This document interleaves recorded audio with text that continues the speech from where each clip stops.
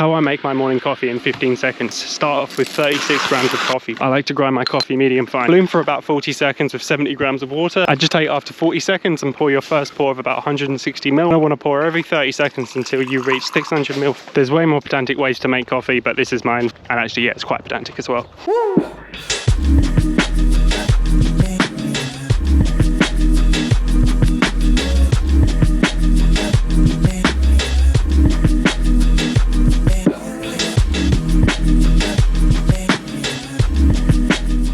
Are you ready? Let's go. So, to give you context on this week's random intro, that was inspired by Jackson, who messaged me on Instagram asking how I prepare my coffees in the morning. If you have a question for me that may lead to a random intro on one of these videos, please DM me on Instagram or comment down below. Let's get into episode 2 of the Port Fairy Ferry, shall we? For those of you new to the channel, first of all, welcome. This is going to be a video series outlining my training and my preparation for my next marathon, which at the time of making this video is 15 weeks away. In this video series, I'll be walking with my good friend London here, or I'll be sitting at home sipping coffee. Of course, if I'm not out running whilst trying to desperately talk nonsense into this camera. If that sounds good to you, please follow along. So, episode 2 of the Port Fairy Ferry. What has changed since I last spoke to you guys? Well, a few things actually. Got my knee tattooed yesterday, so currently can't run, which, yeah, it's a bit of an inconvenience, but today is also a scheduled rest day by the coach. So I guess everything's good. I've got fartlek on the agenda tomorrow, Mona style training, which I'll talk about in episode 3. But I think the knee's gonna be okay for it. It was a pretty heavy session yesterday, about 5 hours of solid tattooing, of pumping black ink into the kneecap. So yeah, pretty gruesome day, but feeling pretty good today. I'm having to wear trousers, which on a 21-degree day with not a lot of wind and direct sunlight is a little uncomfortable, but we're working with it. Of course, still gotta take London out for a daily walk, so we're doing it. So what else has changed since I last spoke to you guys in episode 1? There's one thing that a few of you guys might be interested in, and that is my take on carbon running shoes. I actually made a video a couple of days ago, which I'll link to it above, that you guys can watch if you haven't already.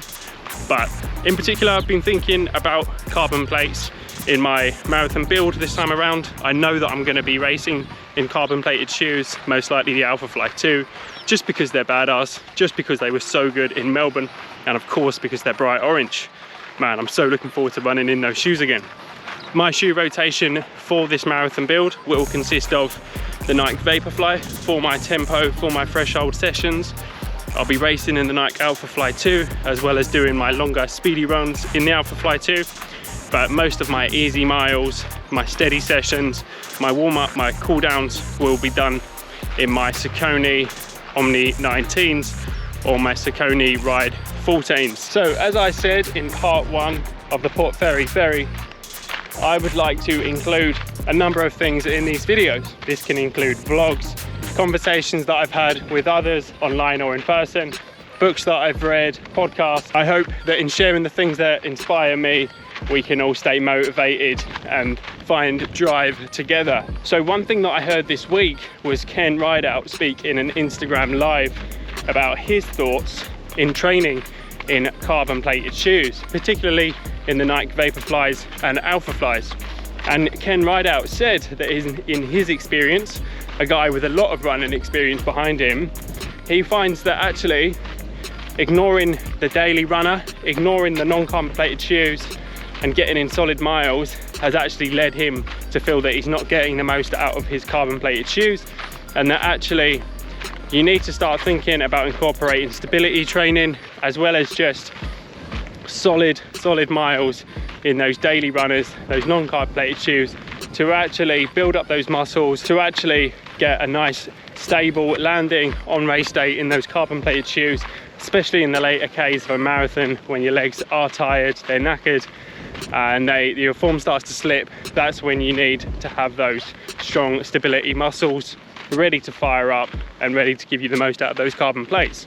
So with that in mind, I thought that actually this time around I want to keep those special super shoes just aside, you know, the Vaporflies in particular, I love them as a shoe, but actually I'm thinking I need to start doing more sessions in my daily runner, because ultimately the daily runner is cheaper to replace, but also in the long run I'm going to be building more muscles and allowing my legs to recover quicker, that I do find that the carbon shoes allow me to do. Actually means that I'm probably missing out on a bit of the adaptations that my legs will take on over time. So, bit of food for thought. Let me know your thoughts down in the comments, guys. So that brings me on to talking about another point that I'm really excited to mention and to discuss in general. I find this really just fascinating, and that is running watches and running tech.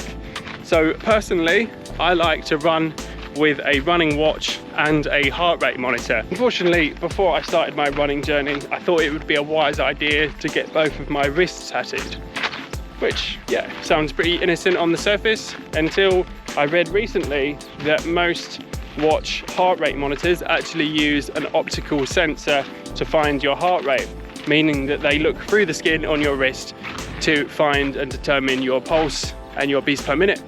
Now in my case, I've got quite a lot of black ink on my wrists, and this is actually just stopping my watch from seeing any heart rate data. So I've been running without my chest strap recently, my chest heart rate monitor, just to see and experiment with how badly my tattoos seem to affect the heart rate sensor built into my watch.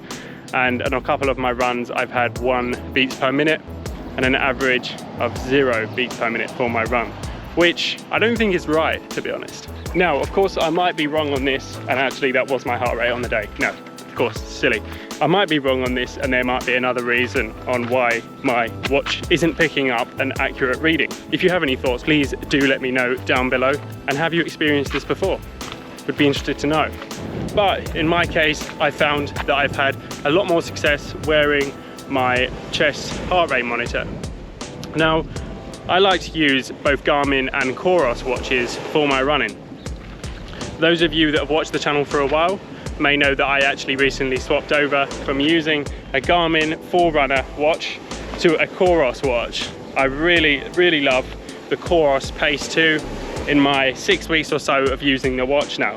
It is an absolutely just masterpiece, in my opinion, of a running watch. I'd like to talk more about that in a future video, but there are just so many things that are an absolute chef's kiss from me. I mean, let me just say that the average lap pace goes to the second, which is absolutely phenomenal in my opinion. You can literally run a kilometer to the exact second. Now, the Garmin's that I've had in the past, I've only ever been able to run to like 5-second blocks. So you might be running a 340k, or you might be running a 335. You really have no idea. Or at least I don't when I'm reading the watch. Maybe I'm bad at it. Coros Pace 2, in my opinion, perfect. Apart from one thing that I find rather tedious and rather annoying, and that is that I can't sync my final surge workouts set by my coach to my Coros Pace 2. Not the end of the world, you might think. Just write the workout down on your arm, write it on a piece of paper and run with it. But actually, I realized that having the workout built into your watch, the watch vibrates, it beeps. There's a little song at the end of the workout when you're done. It's all just so intuitive when the workout is built into the watch. And actually, when you're doing something like a fartlek, like a Mona fartlek, which I'm going to be doing tomorrow, it's so complex. And there's so much to remember that I just love for the watch to do all that work for me and just to tell me when to run, what pace I need to be hitting and when to rest. And unfortunately, the Coros just doesn't sync to final surge yet.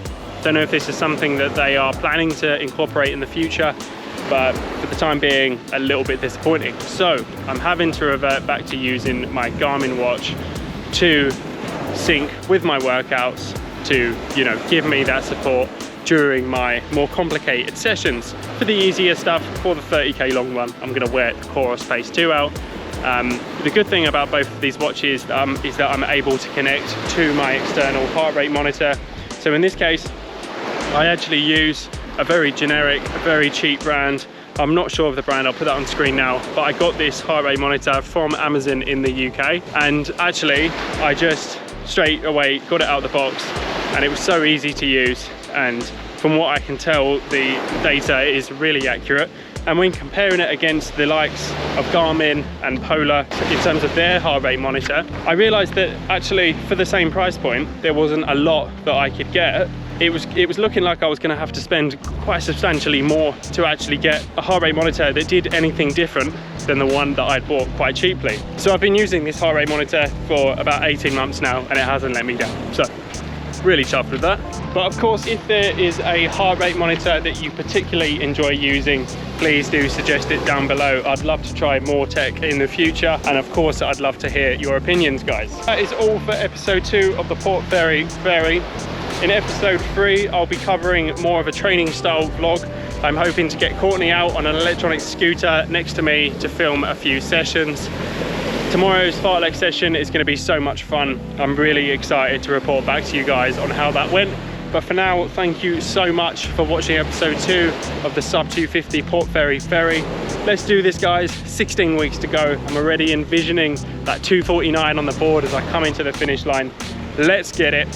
Find gratitude, find peace, and I'll see you lovely lot in episode 3.